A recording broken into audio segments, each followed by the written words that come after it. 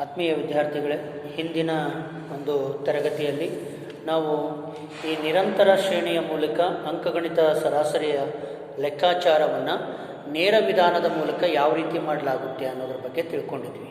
ಅಂದರೆ ಈ ನಿರಂತರ ಶ್ರೇಣಿಯ ಅಡಿಯಲ್ಲಿ ಅಂಕಗಣಿತ ಸರಾಸರಿಯನ್ನು ನೇರ ವಿಧಾನದ ಮೂಲಕ ಯಾವ ರೀತಿ ಲೆಕ್ಕಾಚಾರ ಮಾಡಲಾಗುತ್ತೆ ಅನ್ನೋದನ್ನು ಹಿಂದಿನ ವಿಡಿಯೋದಲ್ಲಿ ನಾವು ಚರ್ಚಿಸಿದ್ವಿ.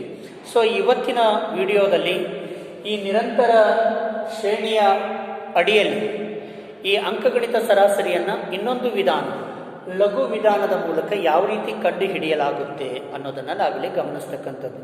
ಸೊ ಇಲ್ಲಿ ಲಘು ವಿಧಾನದ ಮೂಲಕ ಈ ನಿರಂತರ ಶ್ರೇಣಿಯ ಅಡಿಯಲ್ಲಿ ಅಂಕಗಣಿತ ಸರಾಸರಿಯನ್ನು ಕಂಡುಹಿಡಿಯಬೇಕಾದ್ರೆ ಈ ಸೂತ್ರವನ್ನು ಬಳಸ್ತಕ್ಕಂಥದ್ದು. X bar is equal to a plus sigma F d upon n ಎಂಬ ಸೂತ್ರವನ್ನು ಬಳಸಿಕೊಂಡು ಲಘು ವಿಧಾನದ ಮೂಲಕ ಇಲ್ಲಿ ನಿರಂತರ ಶ್ರೇಣಿಯ ಅಡಿಯಲ್ಲಿ ಅಂಕಗಣಿತ ಸರಾಸರಿಯನ್ನು ಲೆಕ್ಕಾಚಾರ ಮಾಡ್ತಕ್ಕಂಥದ್ದು. ಸೊ ಎ ಅಂತಂದರೆ ಕಾಲ್ಪನಿಕ ಸರಾಸರಿ, ಅಜೂಮ್ಡ್ ಮೀನ್ ಅಂತ ಕರೀತಾ ಇರ್ತಕ್ಕಂಥದ್ದು. ಡಿ ಅಂತಂದರೆ ಕಾಲ್ಪನಿಕ ಸರಾಸರಿಯಿಂದ ಕಂಡು ಹಿಡಿದಂತಹ ವಿಚಲನೆ, ಅಂದರೆ ಕಾಲ್ಪನಿಕ ಸರಾಸರಿಯಿಂದ ನಾವು ಈ ವಿಚಲನೆಯನ್ನು ಕಂಡು ಹಿಡಿಯತಕ್ಕಂಥದ್ದು. ಸೊ ಅಂದರೆ ಎಂಬಲ್ಲಿ ಸೊ ಎ ಅನ್ನು ಮೈನಸ್ ಮಾಡ್ತಕ್ಕಂಥದ್ದು, ಮಿಡಲ್ ವ್ಯಾಲ್ಯೂನಲ್ಲಿ ಅವರೇಜ್ ಮೀನನ್ನು ನಾವಿಲ್ಲಿ ಅಜೂಮ್ಡ್ ಮೀನನ್ನು ಮೈನಸ್ ಮಾಡ್ತಕ್ಕಂಥದ್ದನ್ನು ನಾವಿಲ್ಲಿ ಕಾಣ್ತಾ ಇದ್ದೀವಿ. ಅದೇ ರೀತಿಯಾಗಿ ಎನ್ ಅಂತಂದರೆ ಆವೃತ್ತಿ ಒಟ್ಟು ಮೊತ್ತ, ಆವೃತ್ತಿ ಒಟ್ಟು ಮೊತ್ತ ಎಂಬುದಾಗಿ ಇಲ್ಲಿ ಬಿಂಬಿಸ್ತಕ್ಕಂಥದ್ದು. ಸೊ ಈ ಸೂತ್ರದ ಮೂಲಕ ನಾವು ಅಂಕಗಣಿತ ಸರಾಸರಿಯನ್ನು ಲಘು ವಿಧಾನದ ಮೂಲಕ ಲೆಕ್ಕಾಚಾರ ಮಾಡಬೇಕಾದ್ರೆ ಇಲ್ಲಿ ನಾವು 4 ಹಂತಗಳನ್ನು ಬಳಸ್ತಕ್ಕಂಥದ್ದು. ಮೊದಲನೆಯ ಹಂತ ಏನು ಅಂತಂದರೆ ಮಧ್ಯದ ಬೆಲೆಗಳಿಂದ ಒಂದು ಕಾಲ್ಪನಿಕ ಸರಾಸರಿಯನ್ನು ಆಯ್ಕೆ ಮಾಡ್ಕೋಬೇಕು. ಇಲ್ಲೇನು ಪ್ರತಿ ವರ್ಗ ಇದೆಯಲ್ಲ, ಆ ಪ್ರತಿ ವರ್ಗದ ಮಧ್ಯದ ಬೆಲೆಯನ್ನು ಕಂಡುಹಿಡಿಬೇಕು. ಮಧ್ಯದ ಬೆಲೆ, ಸೊ ಅದನ್ನು ನೇರ ವಿಧಾನದಲ್ಲಿ ನಾವು ಕಂಡುಹಿಡಿದಿದ್ದೀವಿ. ಮಧ್ಯದ ಬೆಲೆಯನ್ನು ಕಂಡುಹಿಡಿಯಲಿಕ್ಕೆ ಬಳಸ್ತಕ್ಕಂಥ ಸೂತ್ರ M is equal to lower limit plus upper limit divided by 2 ಅಂತ ಕರಿತಾ ಇದ್ದೀವಿ. ಅಂದರೆ ಅಲ್ಲಿ ಮಧ್ಯದ ಬೆಲೆಯನ್ನು ಕಂಡುಹಿಡಿಬೇಕಾದ್ರೆ ಇಲ್ಲಿ ಕೆಳಮಿತಿ ಪ್ಲಸ್ ಮೇಲ್ಮಿತಿ ಡಿವೈಡೆಡ್ ಬೈ 2 ಈ ರೀತಿ ಮಾಡಿಕೊಂಡು ನಾವು ಮಧ್ಯದ ಬೆಲೆಯನ್ನು ಕಂಡುಹಿಡಿತಕ್ಕಂಥದ್ದು. ಪ್ರತಿ ವರ್ಗದ ಮಧ್ಯದ ಬೆಲೆಯನ್ನು ಕಂಡುಹಿಡಿಬೇಕು. ಇದು ಮೊದಲನೆಯ ಹಂತ. ಎರಡನೆಯ ಹಂತ ಏನು ಅಂತಂದರೆ ಪ್ರತಿಯೊಂದು ವರ್ಗದ ಮಧ್ಯದ ಬೆಲೆಗಳಿಂದ ಕಾಲ್ಪನಿಕ ಸರಾಸರಿಯನ್ನು ಕಳಿಬೇಕು. ಆವಾಗ ನಮಗೆ ವಿಚಲನೆಯ ಮೌಲ್ಯ ಡಿ ವ್ಯಾಲ್ಯೂ ಸಿಗ್ತಕ್ಕಂಥದ್ದು. ಪ್ರತಿಯೊಂದು ವರ್ಗದ ಮಧ್ಯದ ಬೆಲೆಗಳಿಂದ ಕಾಲ್ಪನಿಕ ಸರಾಸರಿಯನ್ನು ಅಜೂಮ್ಡ್ ಮೀನನ್ನು ಮೈನಸ್ ಮಾಡಬೇಕು. ಇದು ಎರಡನೆಯ ಹಂತ. ಮೂರನೇ ಹಂತ ಏನು ಅಂತಂದರೆ ಪ್ರತಿ ವರ್ಗದ ಆವೃತ್ತಿ ಸಂಖ್ಯೆಗಳಿಗೆ ಅಂದರೆ ಮಿಡಲ್ ವ್ಯಾಲ್ಯೂಗಳಿಗೆ ವಿಚಲನೆಯಿಂದ ಗುಣಿಸಬೇಕು. ಡಿ ವ್ಯಾಲ್ಯೂನಿಂದ ಗುಣಿಸಬೇಕು. ಆ ಗುಣಿಸಿ ಬಂದಂಥ ಫಲಿತಾಂಶವನ್ನೇ ನಾವು ಎಫ್ ಡಿ ಅಂತ ಕರಿತಾ ಇರ್ತಕ್ಕಂಥದ್ದು. ಏನಂತ? ಎಫ್ ಡಿ ಎಂಬುದಾಗಿ ಕರಿತಾ ಇರ್ತಕ್ಕಂಥದ್ದು. ಸೊ ಅದ್ರ ಜೊತೆಗೆ ನಾಲ್ಕನೇ ಹಂತ ಏನು ಅಂತಂದರೆ ಆ ರೀತಿ ಬಂದಿರತಕ್ಕಂಥ ಮೊತ್ತವನ್ನು ಸೂತ್ರಕ್ಕೆ ಹಾಕೋಬೇಕು. X bar is equal to a plus sigma F d upon n ಸೂತ್ರಕ್ಕೆ ಬಳಸಿಕೊಂಡು ನಾವು ಅಂಕಗಣಿತ ಸರಾಸರಿಯನ್ನು ಕಂಡುಹಿಡಿಯತಕ್ಕಂಥದ್ದು. ಹಾಗಿದ್ರೆ ಇಲ್ಲಿ ನಿರಂತರ ಶ್ರೇಣಿಯ ಅಡಿಯಲ್ಲಿ ಲಘು ವಿಧಾನದ ಮೂಲಕ ಅಂಕಗಣಿತ ಸರಾಸರಿಯನ್ನು ಕಂಡುಹಿಡಿಯೋದು ಹೇಗೆ ಅನ್ನೋದನ್ನು ಒಂದು ಉದಾಹರಣೆಯನ್ನು ಇಲ್ಲಿ ಬಿಡಿಸ್ತಕ್ಕಂಥದ್ದು. ಸೊ ಲಘು ವಿಧಾನದ ಮೂಲಕ ಅಂಕಗಣಿತ ಸರಾಸರಿಯನ್ನು ಕಂಡುಹಿಡಿಯಲಿಕ್ಕೆ ನಾವಿಲ್ಲಿ ಈ ಒಂದು ಪ್ರಾಬ್ಲಮನ್ನು ತಗೊಂಡಿರ್ತಕ್ಕಂಥದ್ದು. ವಿದ್ಯಾರ್ಥಿಗಳು ಪಡೆದಿರ್ತಕ್ಕಂತಹ ಅಂಕಗಳ ವರ್ಗ 0 to 10, 10 to 20, 20 to 30, 30 to 40, 40 to 50, 50 to 60 ಪ್ರತಿ ವರ್ಗದಲ್ಲಿ ಎಷ್ಟು ವಿದ್ಯಾರ್ಥಿಗಳು ಅಂಕಗಳನ್ನು ಪಡ್ಕೊಂಡಿದ್ದಾರೆ. ಸೊ 0ದಿಂದ 10 ಅಂಕಗಳಲ್ಲಿ 5 ವಿದ್ಯಾರ್ಥಿಗಳು 0ದಿಂದ 10 ಅಂಕಗಳನ್ನು ಪಡ್ಕೊಂಡಿದ್ದಾರೆ. 10 ವಿದ್ಯಾರ್ಥಿಗಳು 10ರಿಂದ 20 ಅಂಕಗಳನ್ನು ಪಡೆದಿರ್ತಕ್ಕಂಥದ್ದು. 25 ವಿದ್ಯಾರ್ಥಿಗಳು 20ರಿಂದ 30 ಅಂಕಗಳನ್ನು ಪಡೆದಿರ್ತಕ್ಕಂಥದ್ದು. ಹಾಗೆ 30ರಿಂದ 40 ಅಂಕಗಳನ್ನು ಪಡೆದಿರ್ತಕ್ಕಂಥ ವಿದ್ಯಾರ್ಥಿಗಳ ಸಂಖ್ಯೆ 30. 40ರಿಂದ 50 ಅಂಕಗಳನ್ನು ಪಡೆದಿರ್ತಕ್ಕಂಥ ಸಂಖ್ಯೆ 20 ವಿದ್ಯಾರ್ಥಿಗಳು. 50ರಿಂದ 60 ಅಂಕಗಳನ್ನು ಪಡೆದಿರ್ತಕ್ಕಂಥ ವಿದ್ಯಾರ್ಥಿಗಳ ಸಂಖ್ಯೆ 10. ಸೊ ಇದು ಎಫ್ ವಿದ್ಯಾರ್ಥಿಗಳ ಸಂಖ್ಯೆ ಎಂಬುದನ್ನು ಸೂಚಿಸ್ತಾ ಇರ್ತಕ್ಕಂಥದ್ದು. ಇನ್ನು ನಾವು ಮುಂದೆ ಮಾಡಬೇಕಾಗಿರ್ತಕ್ಕಂಥ ಕೆಲಸ ಏನು ಅಂತಂದರೆ ಎಮ್ ವ್ಯಾಲ್ಯೂ ಕಂಡುಹಿಡಿಬೇಕು. ಅಂದರೆ ಮಧ್ಯದ ಬೆಲೆಯನ್ನು ಕಂಡುಹಿಡಿಬೇಕು. ಸೊ ಇಲ್ಲಿ 0 to 10 ವರ್ಗದ ಮಧ್ಯದ ಬೆಲೆ ಎಷ್ಟು? ಸೊ ಹಿಂದಿನ ತರಗತಿಯಲ್ಲಿ ನಾನು ಹೇಳಿದ್ದೆ. So m is equal to, so ಕೆಳಮಿತಿ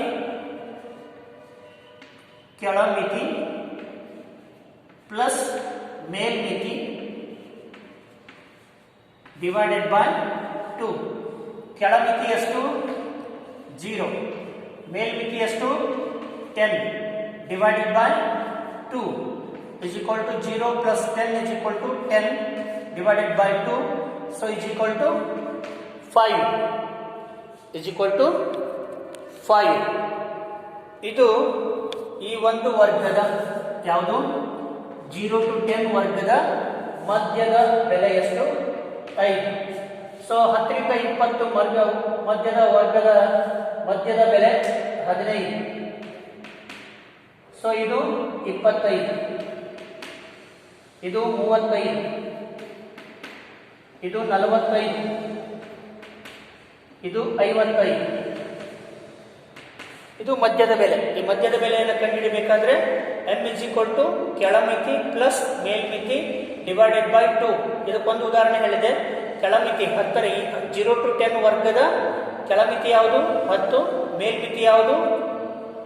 ಕೆಳಮಿತಿ 0, ಮೇಲ್ಮಿತಿ 10. So divided by 2. So 0 plus 10 is equal to 10 divided by 2. 10 divided by 2 is equal to 5. ಇದು ಈ ವರ್ಗದ ಮಧ್ಯದ ಬೆಲೆ. ಸೊ ಈ ವರ್ಗದ ಮಧ್ಯದ ಬೆಲೆ 15, ಈ ವರ್ಗದ ಮಧ್ಯದ ಬೆಲೆ 25, ಈ ವರ್ಗದ ಮಧ್ಯದ ಬೆಲೆ 35, ಈ ವರ್ಗದ ಮಧ್ಯದ ಬೆಲೆ 45, ಈ ವರ್ಗದ ಮಧ್ಯದ ಬೆಲೆ ಸೊ 55. ಸೊ ಇಲ್ಲಿ n ವ್ಯಾಲ್ಯೂವನ್ನು ಟೋಟಲ್ ಮಾಡಬೇಕು. ಸೊ ಇದು n ವ್ಯಾಲ್ಯೂ ಎಷ್ಟಾಗುತ್ತೆ? 100 ಆಗುತ್ತೆ. ಟೋಟಲ್ 100. ಹಾಗೆಯೇ ನೆಕ್ಸ್ಟ್ ಮಾಡಬೇಕಾಗಿರ್ತಕ್ಕಂಥದ್ದು ಏನು ಅಂತಂದ್ರೆ, ಇಲ್ಲಿ ನಾವು ಎರಡನೇ ಹಂತ ಪ್ರತಿಯೊಂದು ವರ್ಗದ ಮಧ್ಯದ ಬೆಲೆಗಳಿಂದ ಕಾಲ್ಪನಿಕ ಸರಾಸರಿಯನ್ನು ಕಂಡುಹಿಡಿಬೇಕು. ಸೊ ಫಾರ್ ಎಕ್ಸಾಂಪಲ್ ಕಾಲ್ಪನಿಕ ಸರಾಸರಿ 25 ಅಂತ ತಿಳ್ಕೊಳ್ಳಿ. ಕಾಲ್ಪನಿಕ ಸರಾಸರಿ 25 ಅಂತ ತಿಳ್ಕೊಳ್ಳಿ. ಸೊ ಇಲ್ಲಿ 25 ಅಂತ ಮಾಡಿದ್ದೀವಿ. ಸೊ ಅಲ್ಲಿ 5ರಲ್ಲಿ ಈ ಕಾಲ್ಪನಿಕ ಮಧ್ಯದ ಬೆಲೆಯನ್ನು ಕಂಡುಹಿಡಿದ ಮೇಲೆ ಸೊ ಅಲ್ಲಿ ನಾವು ಪ್ರತಿಯೊಂದು ವರ್ಗದ ಮಧ್ಯದ ಬೆಲೆಗಳಿಂದ ಕಾಲ್ಪನಿಕ ಸರಾಸರಿಯನ್ನು ಕಳಿಬೇಕು. ಕಾಲ್ಪನಿಕ ಸರಾಸರಿ 25, ಪ್ರತಿಯೊಂದು ವರ್ಗದ ಮಧ್ಯದ ಬೆಲೆಯಿಂದ ಕಾಲ್ಪನಿಕ ಸರಾಸರಿಯನ್ನು ಕಂಡುಹಿಡಿಯಬೇಕು. 5 minus 25 is equal to minus 20. 15 minus 25 is equal to minus 10. So 25 minus 20 is equal to 0. 35 minus 25 is equal to plus 10. So 45 plus 45ರಲ್ಲಿ 25 ಹೋದ್ರೆ plus 20. 55ರಲ್ಲಿ 25 ಹೋದ್ರೆ ಸೊ ಉಳಿಯತಕ್ಕಂಥದ್ದೆಷ್ಟು? 30 ಪ್ಲಸ್ 30. ಓಕೆ, ಆ ರೀತಿ ಲೆಕ್ಕಾಚಾರ ಮಾಡಬೇಕು. ಸೊ ಆ ರೀತಿ ಮಾಡಿದ ಮೇಲೆ ನಾವು ಗುಣಿಸ್ಬೇಕು. ಎಫ್ ಡಿ ವ್ಯಾಲ್ಯೂ ಕಂಡನ್ನ ಹಿಡಿಬೇಕು. ಅಂದರೆ ಪ್ರತಿ ವರ್ಗದ ಆವೃತ್ತಿ ಸಂಖ್ಯೆಗಳಿಗೆ ವಿಚಲನೆಯಿಂದ ಗುಣಿಸ್ಬೇಕು. ಆವೃತ್ತಿ ಸಂಖ್ಯೆಯಿಂದ ಇಲ್ಲಿ ವಿಚಲನೆಯಿಂದ ಗುಣಿಸ್ಬೇಕು. ಹೌದಾ? 20 into 5 is equal to so minus 100. 10 into 10 minus 100. So 0 into 25 is equal to 0. So 10 into 30 plus 300 plus 300. So 20 into 20 400. So 30 into 10 is equal to 300. So ಇದನ್ನು ನಾವು ಟೋಟಲ್ ಮಾಡಬೇಕು. ಪ್ಲಸ್ ವ್ಯಾಲ್ಯೂನಲ್ಲಿ ಮೈನಸ್ ವ್ಯಾಲ್ಯೂವನ್ನು ಮೈನಸ್ ಮಾಡಬೇಕು. So 300 plus 400 700, 700 plus 300 1000. 1000ರಲ್ಲಿ ಸೊ ಎಷ್ಟು? 200 minus ಮಾಡಬೇಕು. So 1000ಅಲ್ಲಿ ಎಷ್ಟನ್ನು minus ಮಾಡಬೇಕು? 200 minus ಮಾಡಬೇಕು. ಇಲ್ಲಿ ಪ್ಲಸ್ ವ್ಯಾಲ್ಯೂನಲ್ಲಿ ಮೈನಸ್ ವ್ಯಾಲ್ಯೂವನ್ನು ಮೈನಸ್ ಮಾಡಬೇಕು. ಇದು 1000 ರೂಪಾಯಿ, 1000 ಆಗುತ್ತೆ. 300 ಪ್ಲಸ್ 400 700 ಪ್ಲಸ್ 300 1000. 1000ರಲ್ಲಿ 200 ಮೈನಸ್ ಮಾಡಿದರೆ ಸೊ ಇಲ್ಲಿ sigma F D is equal to ಎಷ್ಟು? 800 ಆಗ್ತದೆ. 800. ಸೊ ಈ ರೀತಿ ಬಂದಿರತಕ್ಕಂಥದ್ದನ್ನು ಸೂತ್ರಕ್ಕೆ ಹಾಕಬೇಕು. ಸೂತ್ರ ಏನಿದೆ ಹೇಳಿ. ಸೊ ಸೂತ್ರ x bar is equal to a plus sigma fd upon n is equal to a ಎಷ್ಟು assumed mean, so 25 plus sigma fd ಎಷ್ಟು ವ್ಯಾಲ್ಯೂ ಎಷ್ಟಿದೆ 800 divided by n ವ್ಯಾಲ್ಯೂ ಎಷ್ಟಿದೆ 100 ಇದೆ. ಸೊ ಅಲ್ಲಿ ಯಾವ ರೀತಿ ಲೆಕ್ಕಾಚಾರ ಮಾಡ್ತಾ ಇದ್ದೀವಿ. ಸೊ ಸೂತ್ರ x bar is equal to a plus sigma fd upon n. So ಇಲ್ಲಿ ಅದ್ರ ವ್ಯಾಲ್ಯೂ ಎಷ್ಟಿದೆ ನೋಡ್ಬೇಕು, ಹೌದಾ. ಸೊ ಅಜ್ಯೂಮ್ಡ್ ಮೀನ್ ವ್ಯಾಲ್ಯೂ ಹೌದಾ, ಕಾಲ್ಪನಿಕ ಸರಾಸರಿ ಮೌಲ್ಯ ಎಷ್ಟು 25. ಸೊ ಇಲ್ಲಿ 25 ಹಚ್ಚಬೇಕು. ಸಿಗ್ಮಾ ಎಫ್ ಡಿ ವ್ಯಾಲ್ಯೂ ಎಷ್ಟು 800, ಇಲ್ಲಿ 800 ಹಾಕಬೇಕು. n ವ್ಯಾಲ್ಯೂ ಎಷ್ಟಿದೆ 100 ಇದೆ. So is equal to 25 plus 800 divided by 100, ಹೌದಾ. 800 100ರಿಂದ ಭಾಗಿಸ್ಬೇಕು, ಹೌದಾ. 800 100ರಿಂದ ಭಾಗಿಸ್ಬೇಕು, ಅವಾಗ ಎಷ್ಟಾಗುತ್ತೆ. ಸೊ ಎಷ್ಟಾಗ್ತಕ್ಕಂಥದ್ದು ನೋಡಿ, is equal to so 25 plus 8 101 108 101 so 25 plus 8 is equal 25 plus 8 is equal to 33. So this is the ಅಂಕಗಣಿತದ ಸರಾಸರಿ, ಅರ್ಥಮೆಟಿಕ್ ಮೀನ್. ಸೊ ಈ ರೀತಿ ನಾವು ನಿರಂತರ ಶ್ರೇಣಿಯ ಅಡಿಯಲ್ಲಿ ಅಂಕಗಣಿತದ ಸರಾಸರಿಯನ್ನು ಲಘು ವಿಧಾನದ ಮೂಲಕ ಕಂಡುಹಿಡಿಯತಕ್ಕಂತಹ ಒಂದು ಲೆಕ್ಕಾಚಾರ ಇದಾಗಿರ್ತಕ್ಕಂಥದ್ದು ಅನ್ನೋದು.